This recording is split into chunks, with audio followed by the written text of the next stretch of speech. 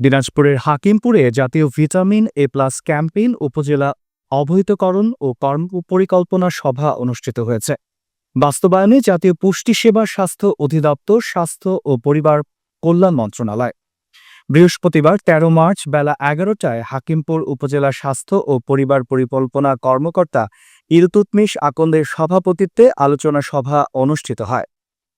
এ সময় উপস্থিত ছিলেন হাকিমপুর হিলি উপজেলার নির্বাহী কর্মকর্তা অমিত রায়, হাকিমপুর থানার অফিসার ইনচার্জ সুজন মিয়া, প্রাথমিক শিক্ষা অফিসার শামসুল হক, হাকিমপুর প্রেসক্লাবের সভাপতি জাহিদুল ইসলাম জাহিদ, উপজেলা বিএনপির সভাপতি ফেরদৌস রহমান, পৌর বিএনপির ভারপ্রাপ্ত সভাপতি ফরিদ খান, জায়জাদিন পত্রিকার হাকিমপুর প্রতিনিধি রমেন বসাক সহ আরও অনেকে।